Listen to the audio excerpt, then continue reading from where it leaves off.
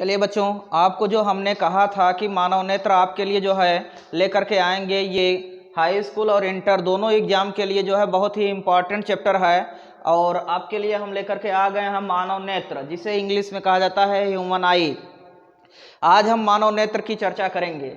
मानव नेत्र जो हमारे लिए बहुत ही उपयोगी अंग है। ध्यान दीजिएगा, प्रकृति की बहुत बड़ी देन है जिससे हम इस संसार को देख पाते हैं और संसार के सभी वस्तुओं का देख करके, जो रंग बिरंगे वस्तुएं हैं उनका देख करके अलौकिक आनंद उठा सकते हैं। ये मानव नेत्र हमारे लिए बहुत ही महत्वपूर्ण है। यह संवेदी अंग है, यह एक प्रकाश संवेदी अंग है।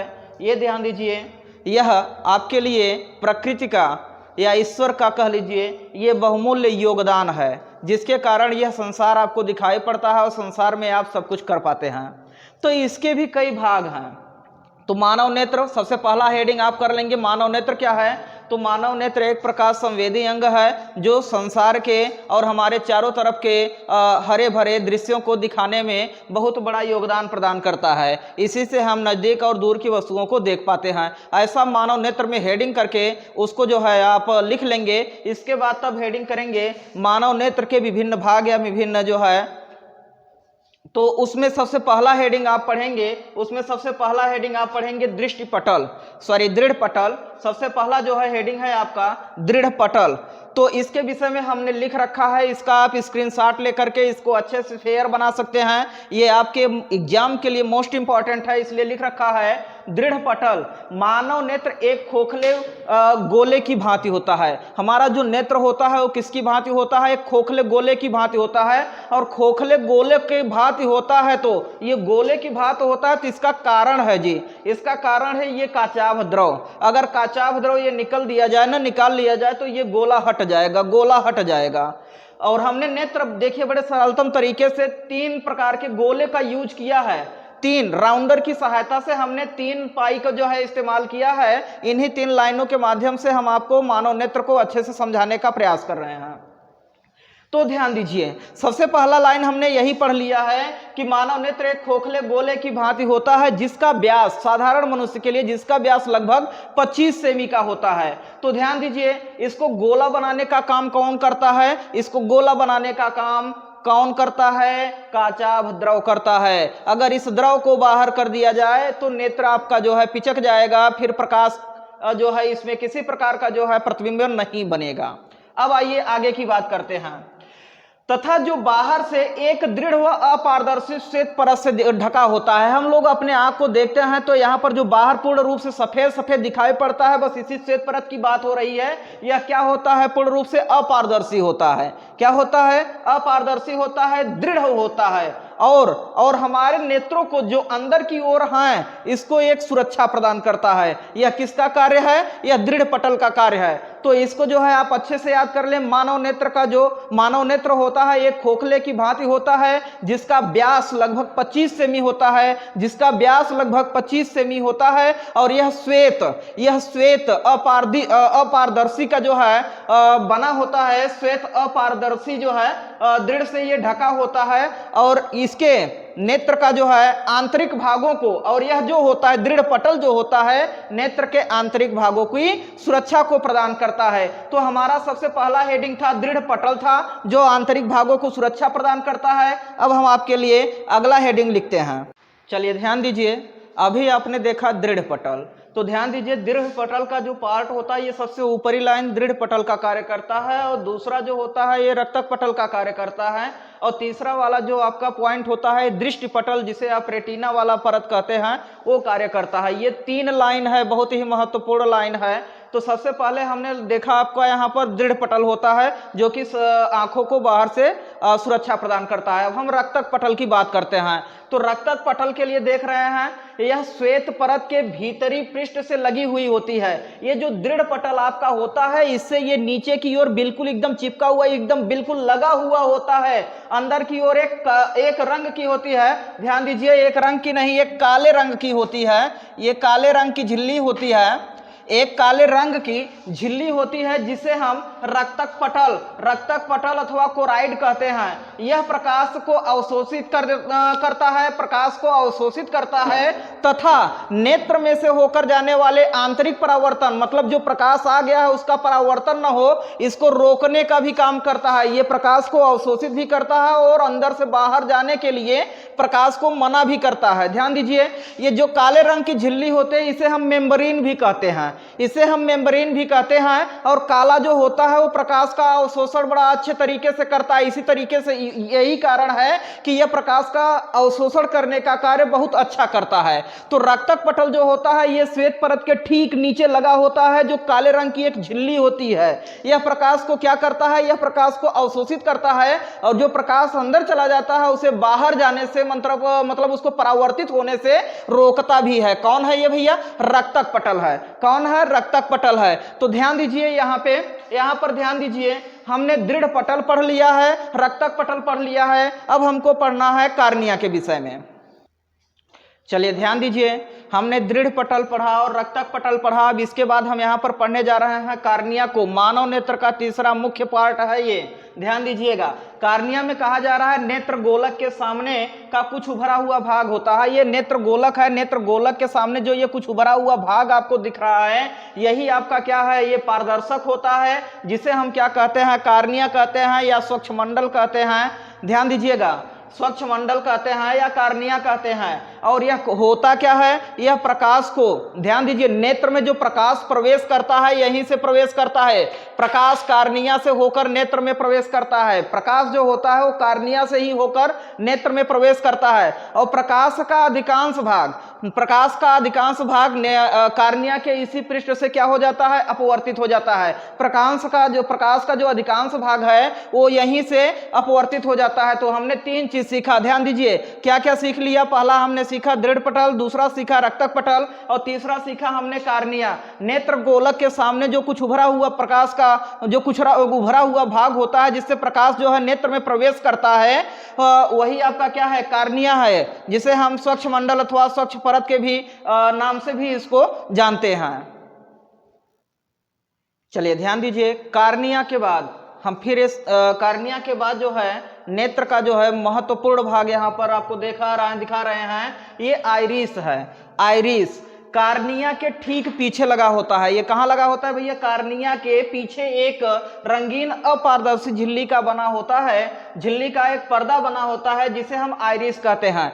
कार्निया के पीछे लगा होता है। किसके पीछे लगा होता है? कार्निया के पीछे। ध्यान दीजिए, यहाँ पर कार्निया आपका है, ये रहा कार्निया, ये उभरा हुआ भाग जो है ये आपका कार्निया है और कार्निया के ठीक पीछे जो है आपका आइरिस होता है। तो यहाँ पर आइरिस को लिखा गया है, जो परितारिका दिखाया जा रहा है ये आइरिस है। ध्यान दीजिएगा, परितारिका कहें या आइरिस कहें एक ही चीज है। ये कार्निया के ठीक पीछे एक अपारदर्शी झिल्ली रंग का पर्दा होता है, झिल्ली का पर्दा होता है जिसे आइरिस कहते हैं। आंख का जो रंग होता है आइरिस पर डिपेंड करता है। जैसे आप लोग मानव में जो है देखे होंगे, किसी की भूरी रंग की आंखें होती हैं, किसी की नीले रंग की आंखें होती हैं और आम लोगों की जो है ज्यादातर लोगों की जो आंखें होती हैं वो काले रंग की होती हैं। तो किस पर डिपेंड करता है? इसी आइरिस पर डिपेंड करता है। आइरिस जिस रंग का होगा वो आपका नेत्र गोलक जो होगा, मतलब नेत्र में जो होगा वो भाग उसी रंग का दिखाई पड़ता है। तो तीन टाइप के आपको जो है मानव में नेत्रों में दिखाई पड़ते हैं। आंख किसी का भूरा हो जाता है और किसी का जो है नीला हो जाता है और ज्यादातर लोगों का जो है काला होता है।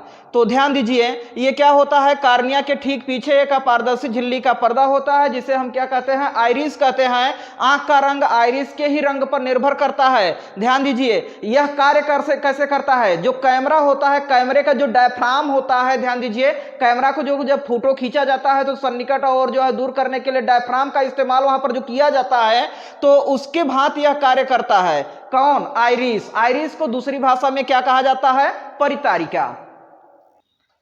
चलिए ध्यान दीजिए, अब हम आपको अगला जो है पढ़ाने जा रहे हैं पुतली। पुतली को हम यहाँ पर पढ़ने वाले हैं। तो देखिए, सभी के नेत्रों में होता है, अगर सफेद वाले परत को छोड़ दिया जाए तो उसके बीच में काले रंग का दिख सकता है, अथवा जो है नीले रंग का दिख सकता है, अथवा भूरे रंग का दिख सकता है। और उसके बीच में जब हम सीधे देखते हैं तो एक छिद्र होता है। जो छिद्र होता है वही आपका क्या कहलाता है? पुतली कहलाता है। तो देखिए यहाँ पर लिखा गया है और दर्शाया भी गया है, ध्यान दीजिए। ये इसके बाद यहाँ पर एक छोटा सा ये छिद्र होता है। यहाँ पे हमारा नेत्र जो है पूर्ण रूप से छिद्रित होता है और यहाँ से लेंस में प्रकाश जो है सीधे चला जाता है। तो ध्यान दीजिए, आइरिस के मध्य में एक छिद्र होता है। तो ये आपका आइरिस होता है, ये आइरिस होता है, और इसके मध्य में एकदम बीचों बीच एक जो है छिद्र होता है, जिसे हम पुतली अथवा नेत्र तारा कहते हैं। पुतली नेत्र में प्रवेश करने वाले जो है प्रकाश की मात्रा को क्या करता है? नियंत्रित करता है। जो हमारा पुतली होता है वो नेत्र में प्रकाश की मात्रा को नियंत्रित करना है। कितना प्रकाश अंदर लेंस के पास जाना है, कितना नहीं जाना है, वो यही डिपेंड करता है, नियंत्रित करता है। और पुतली के आकार को आइरिस द्वारा नियंत्रित किया जाता है। जो पुतली का आकार यहाँ पर होता है कि कब छोटा करना है, कब बड़ा करना है, यह किसके द्वारा नियंत्रण में किया जाता है? ये आपका जो है आइरिस के द्वारा नियंत्रण में किया जाता है। आइरिस जो है पुतली को कवर करता है, और पुतली किसको कवर करता है? प्रकाश को। फिर से सुन लीजिए, आइरिस जो होता है वो किसको कवर करता है? पुतली को। पुतली को छोटा और बड़ा, बड़ा कब करता है और छोटा कब करता है? आ जाइए हम जान लेते हैं इसको। जैसे हम अंधेरे में हो, अचानक जो है प्रकाश में आ जाए तो हमारी आंखें अपने आप सिकुड़ने लगती हैं। तो सिकुड़ने लगती हैं, तो सिकुड़ने का काम कौन करता है भैया? आइरिस करता है। तो आइरिस सिकुड़ करके वो क्या करता है? वो पुतली को जो है आकार में छोटा बना देता है, जो उसका गोला आकार होता है उसको छोटा कर देता है। तो ध्यान दीजिए, ये कब हुआ? जब हम अंधेरे में होकर अचानक प्रकाश में आ जाते हैं। और यही जस्ट विपरीत की जब बात होती है, यही जस्ट विपरीत की जब बात होती है कि जब हम प्रकाश से अचानक अंधेरे में आ जाएं, प्रकाश से अचानक अंधेरे में आ जाते हैं तो बहुत घूर कर देखते हैं। तो घूर कर देखने का मतलब हो जाता है ये आइरिस को हम क्या करते हैं? बड़ा करते हैं। आइरिस को जब हम फैलाएंगे, आइरिस को फैलाएंगे, आइरिस हमारा फैलेगा तो निश्चित रूप से यहाँ पर नेत्र का जो ये है आपका पुतली है, इसका व्यास बढ़ेगा और प्रकाश जो है अत्यधिक मात्रा में जा सकेगा। तो ये कार्य कौन करता है? आइरिस करता है। और आइरिस के जो है संशोधन से पुतली का संशोधन होता है, और फिर उसके बाद वह नियंत्रित करके प्रकाश जो है किसमें भेजता है? लेंस में भेजता है। चलिए ध्यान दीजिए, पुतली के बाद जो हमारा पॉइंट आता है वो नेत्र लेंस आता है। पुतली के बाद जो हमारा पॉइंट होता है कौन होता है? नेत्र लेंस होता है, जिसे इंग्लिश में हम आई लेंस भी कहते हैं। ध्यान दीजिए, यह आइरिस के ठीक पीछे प्रोटीन का बना पारदर्शक तथा मुलायम पदार्थ होता है। ध्यान दीजिए, पदार्थ का एक द्विउत्तल लेंस होता है। यह कैसा लेंस है? द्विउत्तल लेंस। और उत्तल लेंस को हम अभिसारी लेंस भी कहते हैं। ध्यान दीजिएगा, उत्तल लेंस को हम अभिसारी लेंस भी कहते हैं। ध्यान दीजिए, यहाँ पर ये जो बना हुआ है ये द्विउत्तल लेंस होता है। इसी लेंस की बात की जा रही है जिसे हम नेत्र लेंस कहते हैं। ध्यान दीजिए, इसका अपवर्तनांक जो होता है 1.44 होता है। ये 1 नंबर में पूछा जाता है कि यह किस चीज का बना होता है, तो यह किस चीज का बना होता है? प्रोटीन का बना होता है। किसका बना होता है? प्रोटीन का बना होता है। तो ध्यान दीजिए, इसमें यहाँ पर द्विउत्तल लेंस होता है, द्विउत्तल लेंस होता है। यहाँ पे कम स्पष्ट समझ में आ रहा है, हम यहाँ पर आपको बता दे रहे हैं कि इसमें कंडीशंस क्या होता है। ये जो अगला वाला हिस्सा होता है इसकी वक्रता त्रिज्या छोटी होती है, तथा पिछले वाले जो है भाग की वक्रता त्रिज्या जो होती है वो बड़ी होती है। अगला वाला जो भाग होता है इस तरीके से सिकुड़ा हुआ होता है, जबकि पिछला वाला भाग ये ऐसे फैला हुआ होता है। मतलब इसका जो है वक्रता त्रिज्या जो है बड़ी हो जाती है, इसकी वक्रता त्रिज्या बड़ी हो जाती है, और इसके अगले वाले भाग की वक्रता त्रिज्या क्या हो जाती है? छोटी हो जाती है। ये चीज यहाँ पर होता है। यहाँ पर ये चीज होता है कि पिछले वाले भाग की वक्रता त्रिज्या जो होती है वो छोटी होती है, और आगे वाले भाग की जो वक्रता त्रिज्या होती है वो क्या हो जाती है? बड़ी हो जाती है। इस चीज को समझ लेना आप। ध्यान दीजिए, नेत्र लेंस यह आइरिस के ठीक पीछे होता है। किस चीज का बना होता है? प्रोटीन का बना होता है। यह मुलायम पदार्थ होता है, इसमें से ही होकर के प्रकाश गुजरता है। यह द्विउत्तल लेंस का बना होता है, जिसे हम अभिसारी लेंस भी कहते हैं। और यह आइरिस के ठीक पीछे बना होता है, आइरिस के ठीक पीछे बना होता है। और इस लेंस का जो अपवर्तनांक होता है वो कितना होता है? 1.44 होता है। चलिए ध्यान दीजिए, अब आपका अगला हेडिंग है पश्चिमाभिवेशियां। जो नेत्र लेंस को जो है आपको कवर करता है, उसको जो है अगला हेडिंग है। अब उसके बाद का हेडिंग है पश्चमाभी पेशियां। इसमें होता क्या है, यह नेत्र लेंस को एक स्थान पर टिका रहे ऐसा करके पकड़ करके रखता है। नेत्र लेंस मांसपेशियों की, इसी पश्चाभी मांसपेशियों की सहायता से अपने ही स्थान पर टिका रहता है। नेत्र लेंस जो होता है इसी पश्चमाभी पेशियों की सहायता से अपने स्थान पर टिका रहता है। तो ध्यान दीजिए, इसकी सहायता से नेत्र लेंस की फोकस दूरी को कम या अधिक किया जा सकता है। जो पश्चमाभी पेशियां हैं, ये देख रहे हैं किनारे किनारे पे इनको पकड़ कर रखा है। जैसे ये मार्कर हम लिए हैं, अगर हम इसको ना पकड़े तो ये गिर जाएगा। तो अगर दोनों किनारों से पकड़ रहे हैं तो ये मांसपेशियां ही हैं जो दोनों किनारों से इसको पकड़ कर रखे हैं, और ये पश्चमाभी पेशियां कहलाती हैं। ये क्या करता है, नेत्र लेंस की जो फोकस दूरी होता है उसको कम अथवा अधिक करता है। इसके बाद फोकस दूरी को ये जो है सही करके ये जो है यहां से प्रकाश को जाने देता है। कहां जाने देता है भैया, यहां से प्रकाश जाने देता है आपके दृष्टि पटल पर यहां से होकर के प्रकाश जाता है, जिसे हम रेटिना भी कहते हैं, जिसे हम क्या कहते हैं, रेटिना करते हैं। तो पश्चमाभी पेशियों का जो है कार्य हमारे जो है मानव नेत्र में बहुत ही महत्वपूर्ण है। यह क्या करता है, फोकस दूरी को कम अथवा अधिक करने में नेत्र लेंस की जो है मदद करता है। चलिए ध्यान दीजिए, हमारे नेत्र को जो है बहुत ही सुगमता प्रदान करने के लिए हमारे नेत्र में दो स्थानों पर जल भरे होते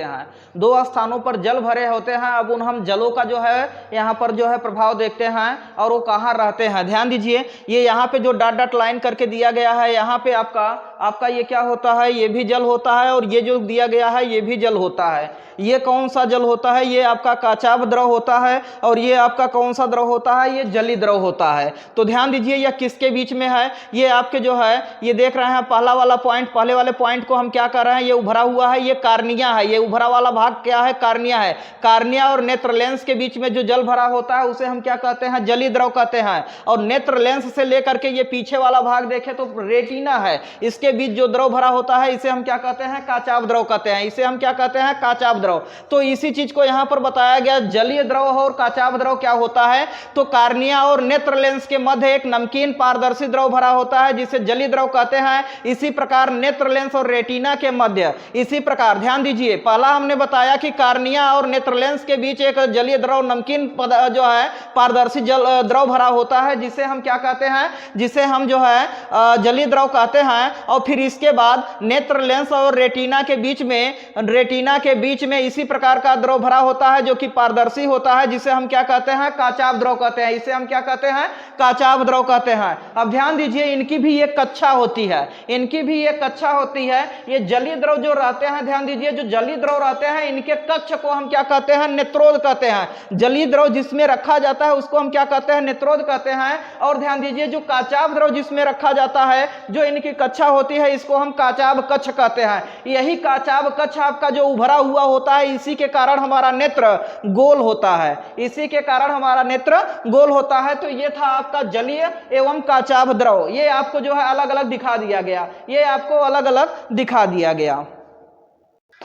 चलिए ध्यान दीजिए, आपको यहां पर द्रव बताया गया, जलीय द्रव और काचाभ द्रव। उसके बाद आपका जो यहां पर बताने वाला पॉइंट है वो आपका है रेटिना के विषय में यहाँ पर जानेंगे हम। यहाँ पर चित्र पर बना चुके हैं, सबसे आंतरिक भाग होता है आपका ये रेटिना में यहाँ पर जो है नाड़ियाँ लगी होती हैं। ध्यान दीजिए, यहाँ पर बताया गया रक्तक पटल के नीचे, तो आपका सबसे ऊपर जो पटल होता है वो दृढ़ पटल होता है, उसके नीचे आपका क्या होता है, रक्तक पटल होता है, और उसके नीचे क्या होता है आपका, यही पटल होता है, रेटिना होता है, यही रेटिना होता है। तो ध्यान दीजिए, ये रेटिना होता है, और इसकी जो है यहाँ पर शाखाएं, इसकी जो है तंत्रिकाएं यहाँ पर जो है ऐसे फैली होती हैं, ये तंत्रिकाएं यहाँ पर फैली होती हैं।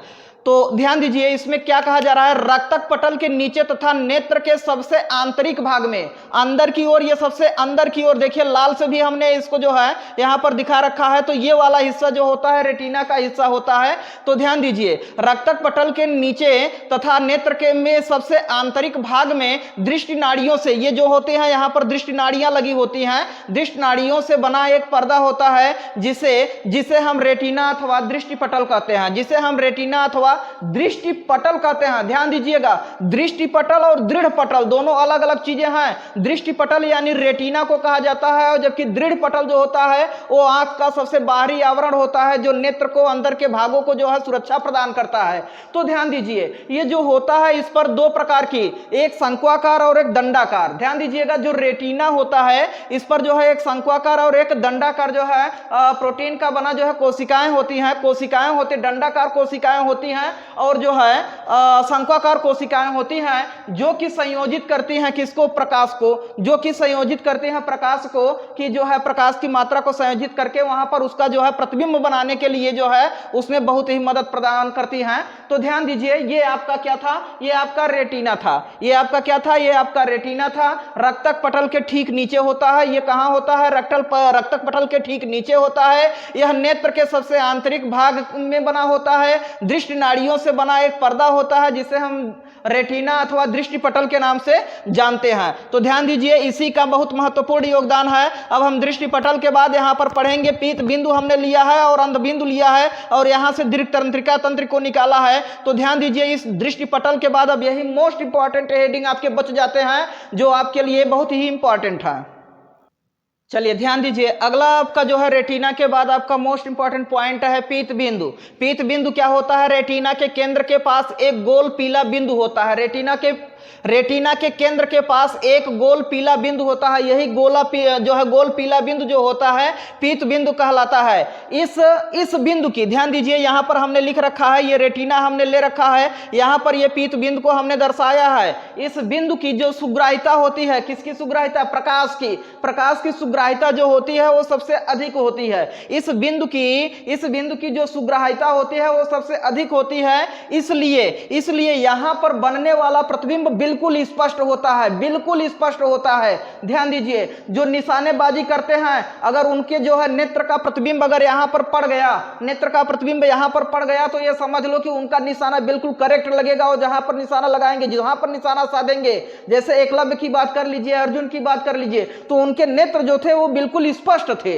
वो इनके नेत्र बिल्कुल सही थे। उनका जो भी प्रतिबिंब बनाने का कंडीशन था उनके नेत्र का, वो कहां पे बनता था, पीत बिंदु पर पड़ता था, इसलिए उनका निशाना बिल्कुल सटीक होता था।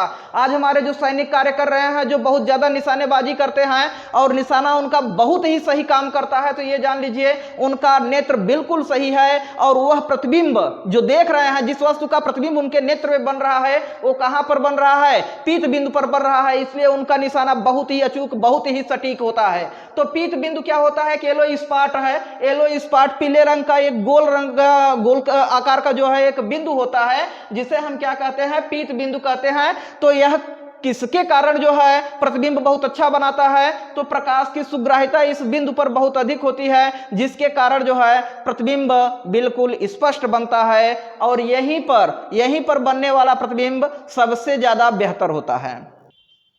चलिए ध्यान दीजिए, पीत बिंदु पढ़ा हमने। पीत बिंदु के बाद अब यहां पर लगा हुआ है, देख रहे हैं, ये आपका अंध बिंदु है। यहां पर ब्लैक से हमने इसको दर्शा रखा है।